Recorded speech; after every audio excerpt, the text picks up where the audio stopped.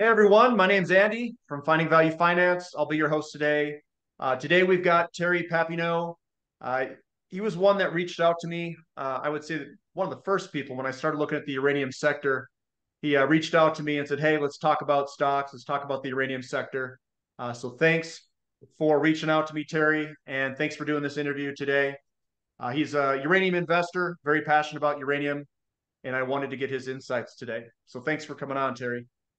It's my pleasure, Andy, and greetings from Toronto, Ontario. So we've noticed in the markets today that we're getting some movement, physical price moving up. The uranium equities are starting to heat up a little bit. I follow the technical analysis. We're starting to see some breaks. I know you follow the fundamentals quite well.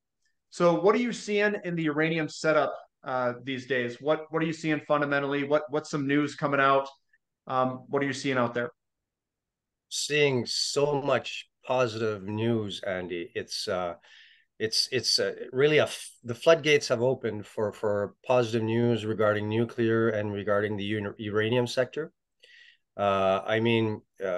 Just for example, we've seen now that Italy is reconsidering their nuclear shutdown. They're thinking that maybe that was not the right idea, so they want to maybe go back to nuclear. We're seeing the leading party in Germany, not the ruling party, but the leading party in the polls, saying we need to restart our nuclear reactors in Germany. We're seeing Sweden reconsidering uranium mining. We're seeing good news possibly out of Australia that it's time to rethink nuclear shutdown in Australia. That's on top of all of the already full of good news nuclear sector where the world now realizes that the need for electricity is increasing, and it's not just any type of electricity. It's clean, efficient baseload electricity. And the experiment with wind and solar is not giving the results that were expected. Tons of money were poured into that, and it's not getting the right kind of results. And so now we know that, or the world knows that nuclear has to be in the mix.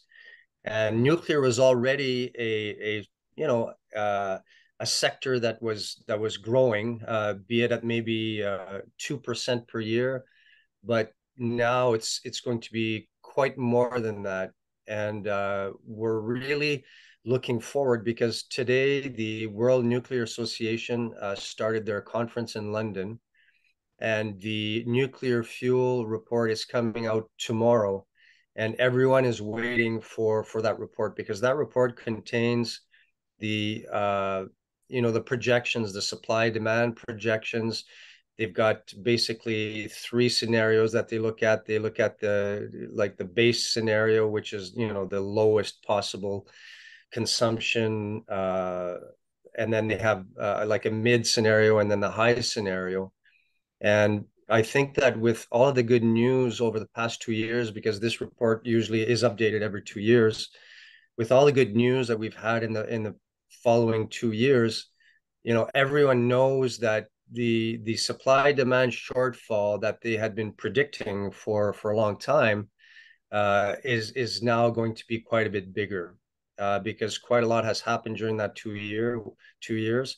One of them, Russia invading Ukraine.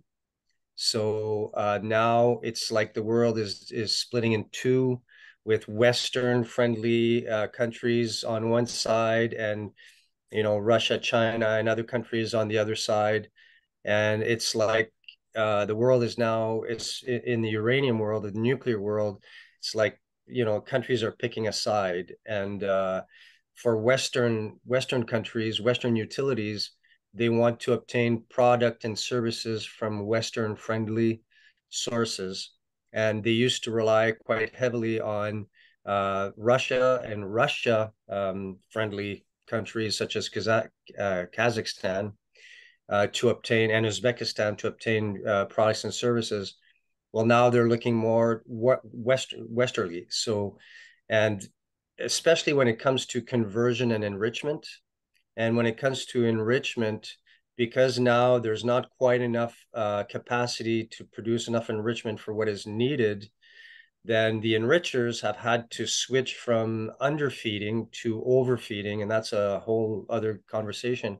But that's created extra demand that's going to show up at some point in time, which should be fairly soon in that nuclear fuel cycle. And so that's driven the price of every single product and service in that nuclear fuel chain up considerably. And so we saw huge increases in fabrication and enrichment and conversion. And everybody was saying, well, when's the last shoe going to drop? When are we going to see price increases in uranium, yellow cake? And we've seen it. So just to segue into what we've seen over the summer, which is normally a slow period of time for uranium, for the the purchase of uranium on the spot market, but also the signing of long-term contracts. So there's usually very little activity during the summertime. Uh, and this summer, what we saw is actually the opposite. So uranium as a commodity has been doing very well for the entire year. I think it's probably the best performing commodity. But over the summer, it was fairly remarkable, especially in August, where we saw the price of uranium, move from about $56 a pound to where it sits now at about $61.25 a pound. That's on the spot market. And, and that's what was sort of perplexing is that, when the financial players are in the spot market and buying, that helps to increase the price. But Sput, for example, was not active at all over the summer in the spot market. Actually, they haven't been active in the spot market since February. So what was driving the spot price up? Well, there was other people hitting the bid, obviously. We know that Zuri Invest, which is a new product that started buying late May, early June, we know that they did some purchasing, but we didn't think that they were still active over the summertime. So who's doing the purchasing? Well, we got our answer on Sunday when Cameco came out with their news release where they needed to revise their production guidance, where they won't be able to meet the targets that they thought they would be able to achieve this summer. And so they'll be short probably 2.7 million pounds for various reasons, on top of what they already need to procure to be able to meet their contractual obligations to deliver uranium. So they were already going to purchase in the spot market and obtain uranium however they could by borrowing or through other arrangements, but they were also going to be active on the spot market. Well, now, you need to add another 2.7 million pounds to the 11 or 12 million pounds that they needed to procure. So we now know that it was probably Cameco hitting the bid during the months of July and August, driving the price of uranium up. And, heading into the WNA, where they're going to be meeting their clients, the utilities, they have an obligation, not just to shareholders, but also to their clients to divulge this information and say, hey, listen, we're competing with you guys on the spot market here. And I think that's lighting a fire on like a procurement cycle that started this year. And I'm going to talk specifically now about the term market, where contracts are signed between utilities and producers to be able to deliver a certain amounts of pounds per year, into the future, so many years into the future. Most of us who are passionate, as you indicated, about the uranium market, we've been waiting for the term contracting to pick up. It picked up last year, and this year it had already surpassed last year's totals and the totals for the past 5 or 6 or 7 years. And so we are now at 119.6 million pounds of uranium that has been signed into contract since the beginning of this year, and this uranium is going to be delivered into the future. But now utilities are now realizing, there isn't material, abundant material like there was over the past 5, 6 years. We do now need to look into the future and to secure our supply. We do now need to sit and sign contracts. And now we agree and understand that, what the producers have been telling us, that we're not going to sign contracts at your $40 or $50 price range that you say you can get, because we know it's worth more than that, and utilities now recognize that fact. So they're signing the contracts at terms that are favorable to both them and the producers. And with the information that I just provided, uh, we're all expecting that 119.6 million pounds of uranium signed so far is going to be quite a bit higher by the end of the year. Yeah. Here's a question. I don't know if you know it or not.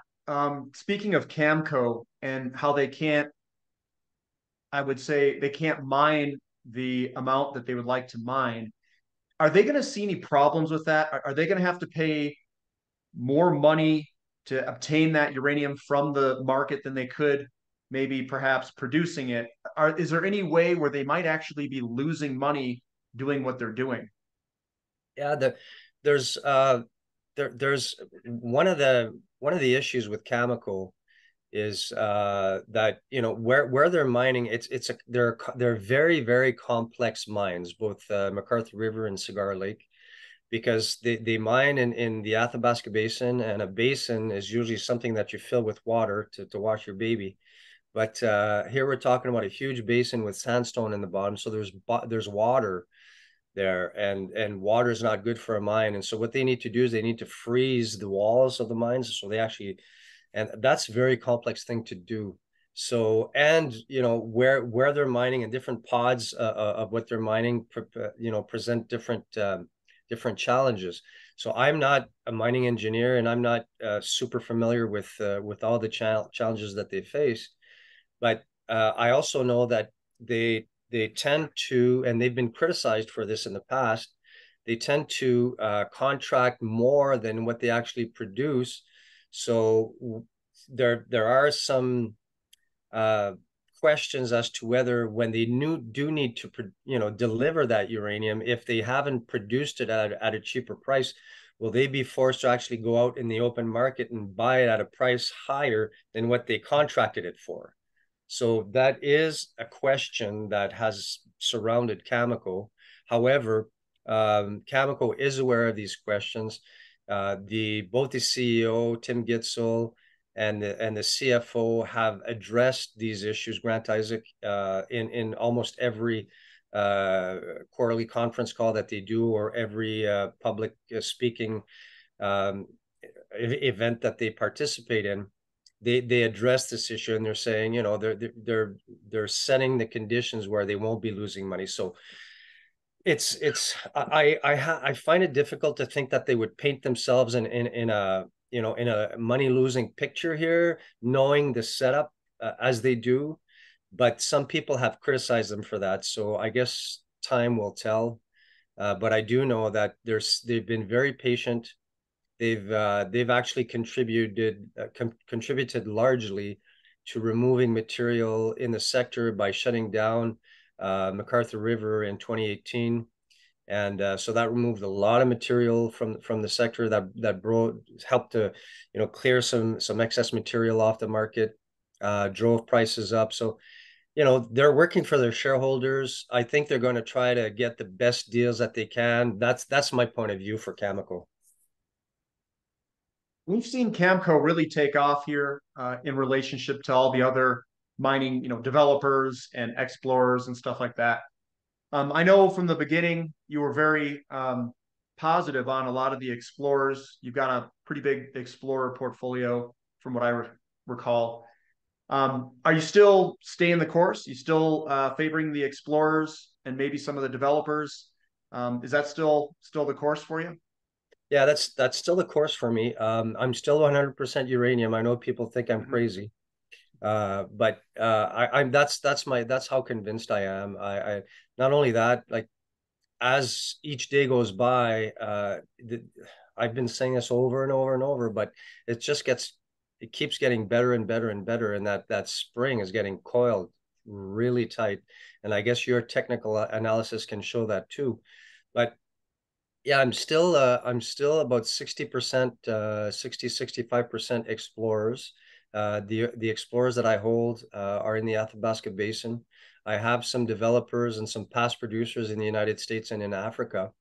The move in Cameco being the initial move, or seeing Cameco share price go up, I think is normal, because when people now are seeing that, this uranium thesis is actually playing out as everybody has been saying for the past 4 or 5 years.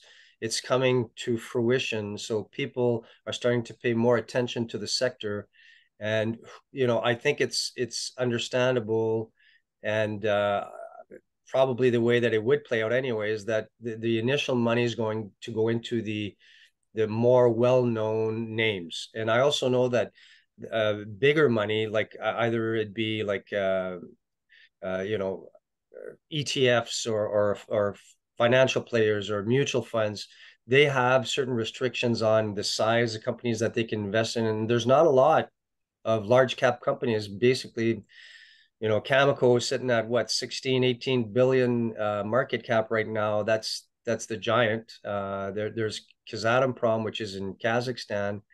Do you take a bet on that one? And then there's some of the mutual funds that the money can move into. But I think it's normal to see money flowing into the larger names first, the producers, maybe the past producers, near-term producers, developers. And as the cycle plays along, I think, and more money comes into the market, and people saying, okay, I may have missed the larger moves on the larger names. What still looks attractive? What still has a chance to move? And money moving into the explorers, maybe later on, the more risky plays. So I think that's a more natural progression, and sort of what to be expected. And looking over the next few years, if you look backwards since 2020, we had the first initial surge. I call that wave one. We've had this big pullback. It's been consolidating for over a year, year and a half, maybe even 2 years, depends how you look at it. Oh, year and a half. What are your expectations going forward for the sector? What does it look like? What are you kind of expecting? And what should a newer investor be ready for? Well, I get it depends on what a newer investor is going to be investing in.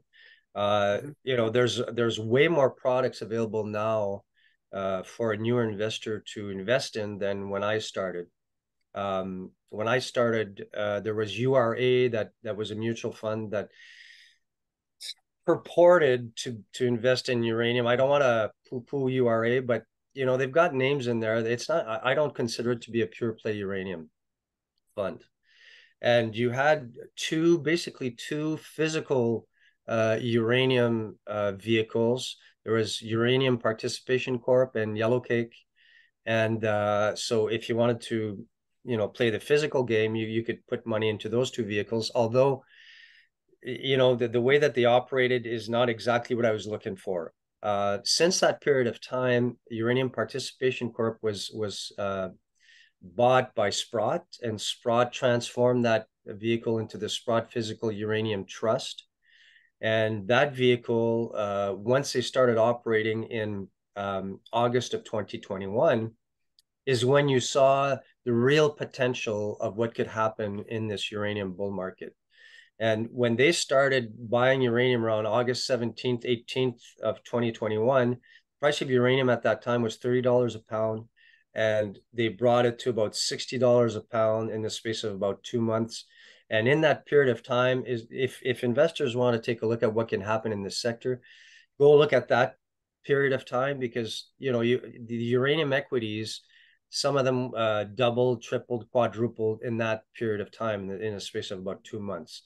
So the reason for that is because uranium is such a tiny sector.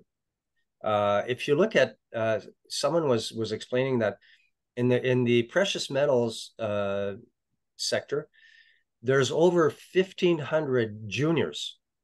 So let's say that, that sector gets hot and people decide to, move into that sector, money moves into that sector, then they've got about 1,500, if you want to play the juniors, you've got about 1,500 areas to invest in. Whereas uranium, when I started in 2017, there were only 40 uranium companies, period.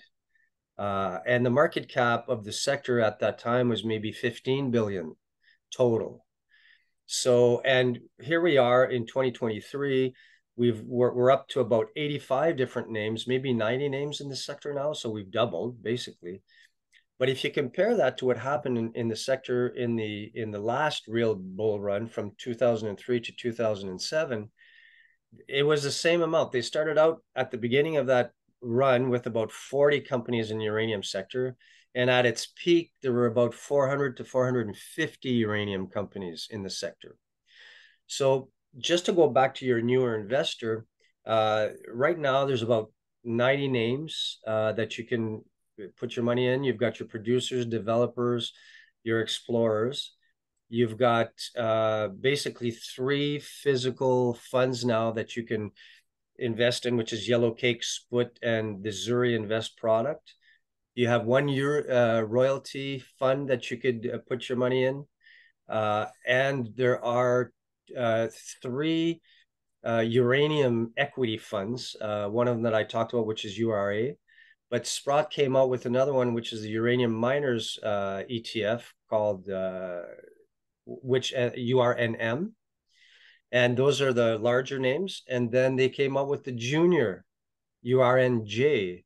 So someone starting out could invest in those. But in terms of returns, I think maybe that's what you're wanting me to talk about. It's difficult to say, Andy, because it's going to depend on what happens to the price of uranium. And it's impossible to predict. But if we look at 2003 to 2007, where the price of uranium went from about $9 a pound to $138 a pound, and in that period of time, especially when it went from $70 a pound to 140, it was like the returns that people made were just crazy. So I wouldn't mind crazy returns. Nobody minds that, but I try to sort of set reasonable expectations, and I look at the market cap of a company, and I'm looking at some explorers right now that have valuations at 20 million, 30 million, 40 million, 50 million. We're in 2023. I look at the valuations of companies in January 2007, when the price of uranium was $70 a pound, and these exploration companies had valuations of 300, 400, 500, 600 million market caps. So if I'm looking at a company with a 40 to 50 to 60 million market cap right now, if the price of uranium reacts like I think it will, where I think we're going to go over $100, and I'm trying to be sort of reasonable and conservative here, and I don't want to put stars in anybody's eyes, but if we once we break $70 to $80, then we're going to see a lot of money pouring into equities because people know that it's game on. And if money starts to flow back into the financial ETFs and they start buying uranium as well, then that price of uranium could really go crazy fast. And when that happens is when a lot of money starts pouring into the sector, and you could have very, very interesting returns. But I think that 2 baggers, 3 baggers, 4 baggers in the next, let's call it 18 months to 2 years, I think that's very easily in the realm of possibilities. Do you think we're going to go when this spot price break? Because when we looked at the spot price back at the other bull markets, once uranium took off, it took off and it really didn't pull back. Do you think that's going to happen again where we just keep trucking higher, or do you think we're going to get pullbacks? Kind of what's your thoughts there?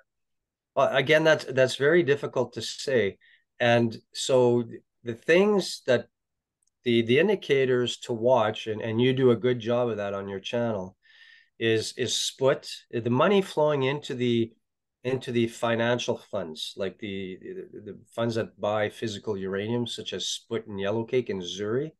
And there's another one that's supposed to be formed called Anu, and there might be another one that's supposed to be formed. So, I talked about that a little bit at the beginning, where Sput has been absolutely inactive since February. They've been at a discount to NAV, and so they were unable to raise money and use that money to buy uranium. Yellowcake has not exercised their option with Kazatomprom to buy $100 million worth of uranium yet this year because of the financial conditions in the fund. So the moment that money starts to flow back into these funds and they start to actively to buy again, uh, we could see a rapid increase in the price of uranium. And depending on what happens with the worldwide markets, and if there's no like nuclear catastrophe or anything like that, we could see a constant rise of the spot price of the price of uranium. But I mean, don't prepare for that. Prepare for pullbacks. Prepare for serious pullbacks, because if you want the amazing ride up, then you have to be prepared to go for the exact same ride, if not worse, down. And that's what we've seen. So you talked about like the different waves. I think the first wave in uranium occurred in December 2020. And then in 2021, we saw the meltdown in the stock market. And in the fall of the 2021, that's when we saw, I think, what I would call wave two in the uranium market. And then Russia invaded Ukraine, and the financial markets worldwide went for a tumble, and just uncertainty and stuff like that. And it's been a very difficult downturn since April of 2022. And so that's why this summer was really refreshing at a time when it's always kind of dead. And so I think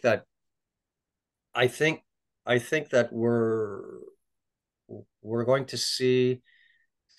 I think we're there. I really do. In the past, there was always something, like some uncertainty related to the Section 232 sanctions against Russia and the United States, and the uncertainty related to this, and like different reasons why. Now, the excess material has been cleared out of the market. We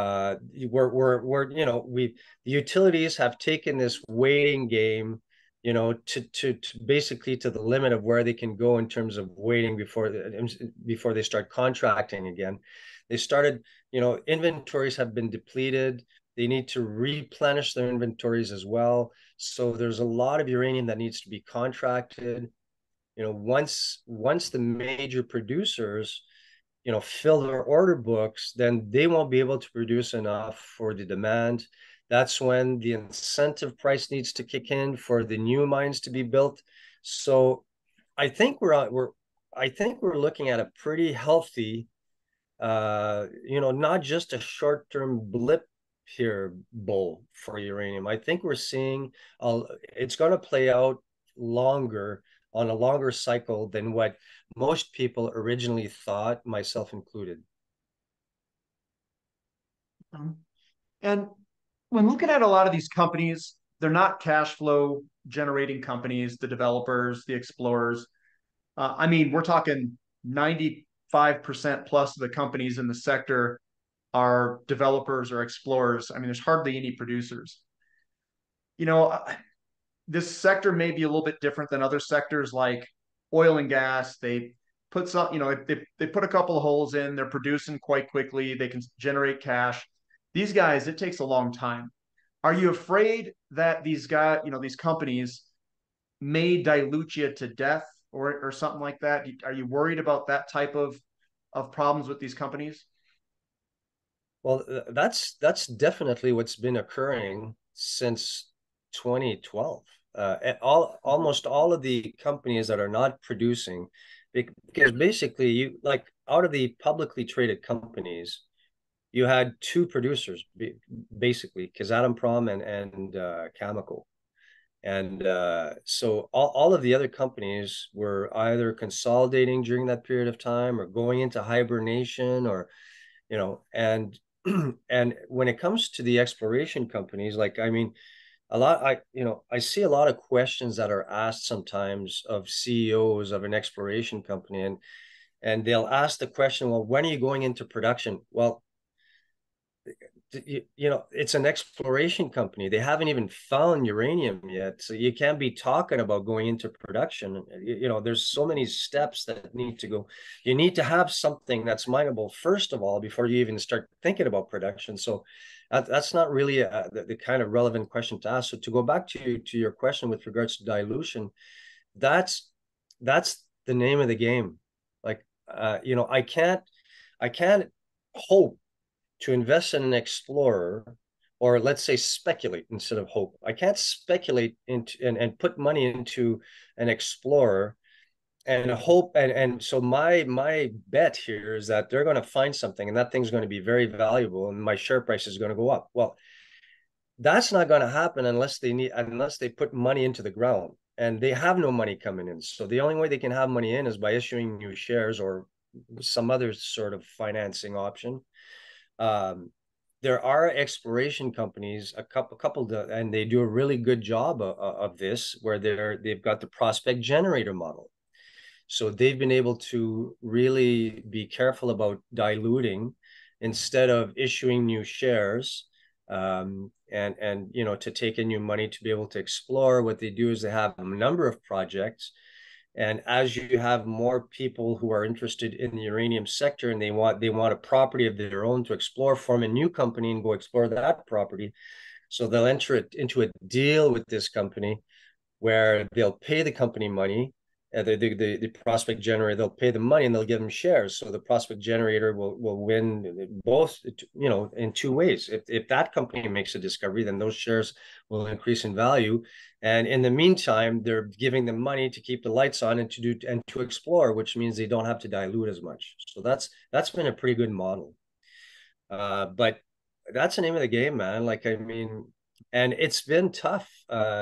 There's especially this spring where the share prices had been devalued, so that had gone down so much, where if an exploration company wanted to explore this summer, this fall, when it was time to raise the money, their share prices were so low they'd have to issue so many shares, they would dilute the crap out of the existing shareholders. So some of them weren't able to find good terms to be able to get money to explore, and that hurt those companies. But that's just the name of the game. So if you can't take that kind of risk, then exploration companies and development companies or developers are not for you.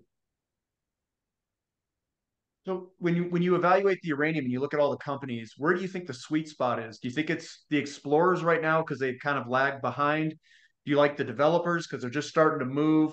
They've got something in the ground. They just really need to build the mine, or do their feasibility studies. Where's that sweet spot right now looking at this? Because I got a lot, there's a lot of people looking. They're interested in the uranium sector. They probably don't know where to look. In your opinion, how would you navigate this if you were to start a portfolio, say today? Yeah. Well, I was asked that question last week and the week before, and you know, GoviX and Global Atomic in Niger look really freaking good at that period of time. But that's my strategy. You know, I'm willing to take on more risk. I have that tolerance, and and I also try to look at something that, when you compare an orange to an orange, if this orange is being sold for $1 and this one's being sold for 50 cents, but this is an orange and that's an orange, and like, until you bite it, they should be tasting the same thing and given the same amount of juice. Well, I'd rather pay 50 cents for my orange.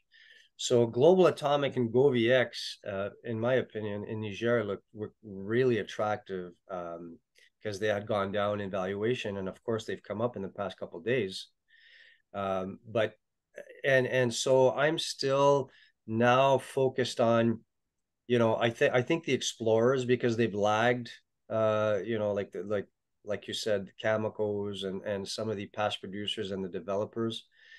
And but so what I would say is, like, if you look at a developer, and you're able to look at, okay, well, this developer has a deposit that has so many pounds and it's a mineable deposit. Like, not all deposits are the same, by the way. Like, you could have a deposit, and it might not be mineable. It might be too technically complex. It might be mineable, but at a way higher price. So those are things that need to be taken into consideration.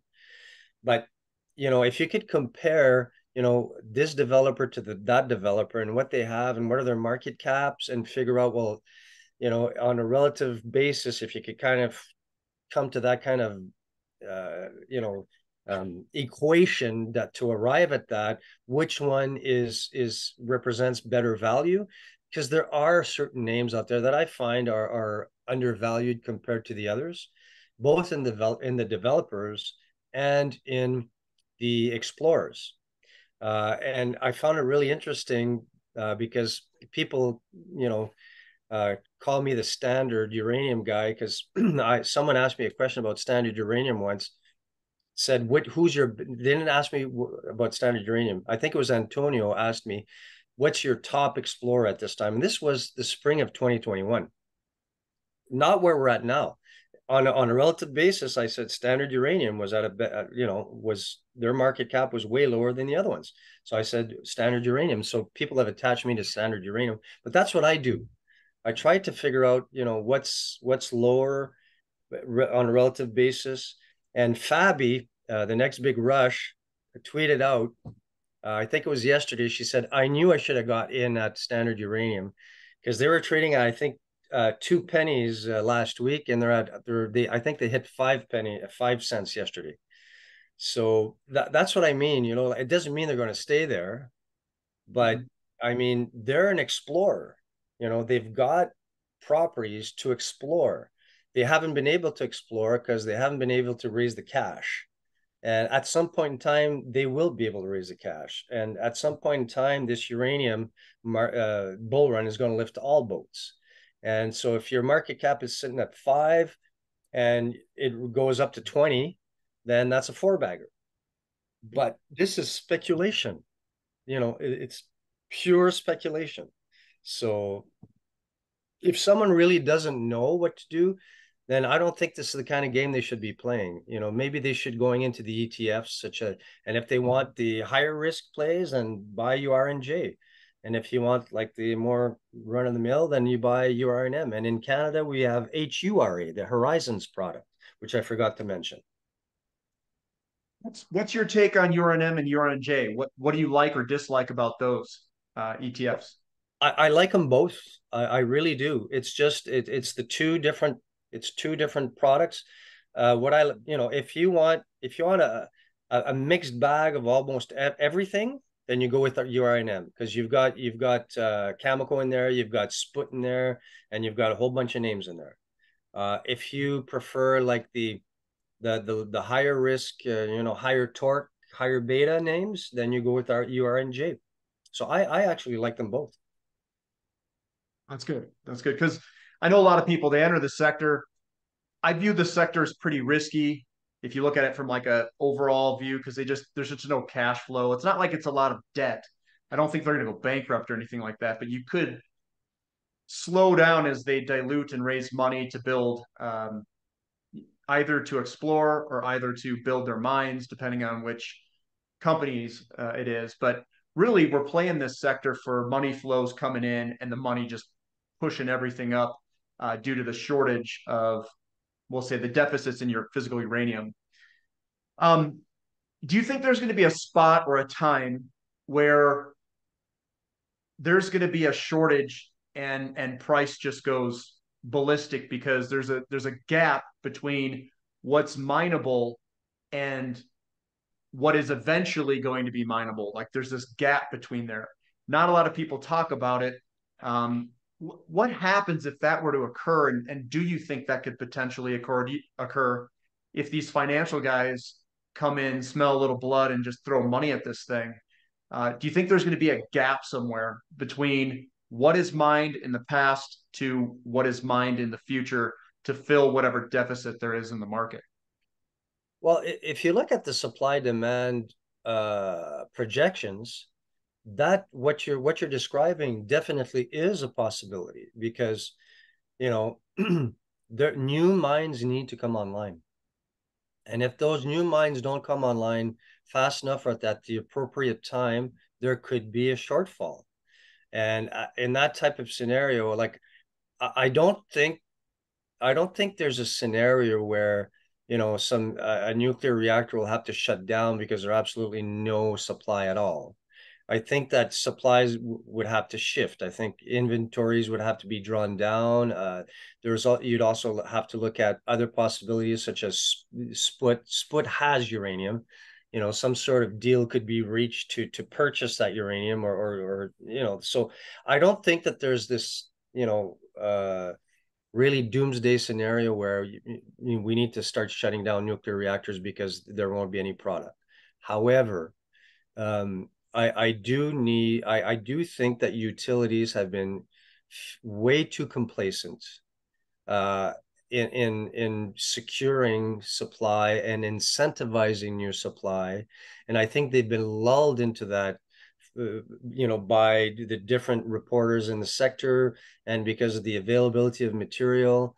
And if you listen to a guy like Mike Alkin, he was screaming it from the top of his lungs, a different, and they thought he was crazy when he was talking about this when the price of uranium was 18, 20, $25 a pound. And here we are now, a few years later with uranium at $60 a pound, and the secondary supply, the spot supply market is almost all mopped up. So there is that scenario where, and I really describe it as that game you play with the chairs, the musical chairs, where the utilities, the smarter utility fuel buyers right now, they're the ones they can see the writing on the wall, and they're signing the contracts. And what's going to happen is at some point in time, the lower cost producers, their contract books are going to be full, and so they'll be able to deliver the uranium at whatever price they agree to, which is in the 60, 65, $70 price range. Whatever that price range is, it's nobody knows. It's under confidentiality, NDAs. But there's going to come a time when that utility that needs a material that knocks on the door, on the low cost producer's door, and says, sorry man, I'm full. Then he's going to start knocking on other doors, and these people like the John Borshoffs and the Mark Chalmers and the Amir Adnanis and the David Cates are going to say, well, yeah, we could give you some material, but we're looking at, I don't know what the prices would be, 90, 95, whatever the price is at that time, and then they're going to be full. And there's still going to be, demand out there. And so they're going to need to take out their checkbooks and write that check. And they're going to do it because, the amount of money that they sank into those nuclear reactors, they need to keep them operating. They need to generate electricity. They need to pay that investment back and make money off of it. And the cost of uranium is such a small portion of the entire cost of the project. So they're going to pay it. So we are certainly in that type of scenario where the price can go extremely high. And listen to the chemical conference calls, like Tim Gitzel, Grant Isaac, they say it, they say the setup now is way better than the setup before the 2003, 2007 bull market, way better. And they're starting at a contracting time where the prices are much higher. So that's why I don't want to say 100% sure, but I'm fairly confident that we're going to see spot uranium, the uranium prices at over $100 and maybe much higher, because the utilities waited too long And it, like you said, it takes too much time for these projects to get into production. And so there might be a period of time there where there's some real shuffling that's going to have to occur to get the proper material, and prices are going to go crazy, crazy in that period of time. But so the potential is there. Here's a one of the last questions I've got. Do you think it's more beneficial to be a high cost producer than a low cost producer? Because the low cost producers, they're already producing like a Camco. They're going to get locked into contracts first. And these high cost producers, they may wait, and all of a sudden the price just launches. People start to panic, and during that panic, they may actually get some contracts at some really ridiculous pricing. Yeah. Do you think it'd be favorable to be in some of these high cost producers? Well, you have to look at every project, every mine being brought on. They each have their feasibility studies, and they show they all have, different breakdowns of, what Mm-hmm. the rates of return would be at different prices and different costs. And so you take a look at those. So, certainly the last contracts to be signed are going to be signed at very high levels. And Cameco enjoyed those high contract prices in a severe bear market, right? That's what, the contracts that Cameco signed in the 2000 whatever 7, 8, 9, 10, 11, 2011 year time period, really benefited Cameco in the bear market, because they were able to sell this stuff at a higher price than what it was being sold for on the spot market. So there are some utilities that are going to pay way too much for that uranium, but it's nobody's fault but their own. And so those producers that sign at those contracts obviously are going to benefit from those higher prices that they're able to sign under contract. Now, at the same time, though, there is a risk of you being, the last holdout producer, saying, like, no, I'm not going to accept your, $95 a pound. No, I'm going to pound the table. It's worth $120. Well, you need to sign that contract. You need to be able to you need to make sure you're going to have that client. So there is also a risk to be the last holdout, to make sure that you can get those contracts. Okay, and do you have anything else that you'd like to share, or anything else that you'd like maybe a new investor to know before they enter this sector? Anything that you've got kind of off the top of your head? Well, yeah, just one thing in terms of timing. Like, I feel bad for people that try to time something and try to chase something, and then they get in at the absolutely wrong time, and then they don't understand. Well, they think it's always going to keep going up, and then they get burned, and they get, you know pissed off, and so listen, you have to know what you're getting into. You have to know what kind of time period we're looking at here.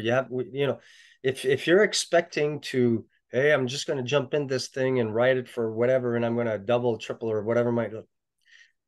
No, then you deserve to lose money. You need to do a lot more research, and to know more about what you're getting into.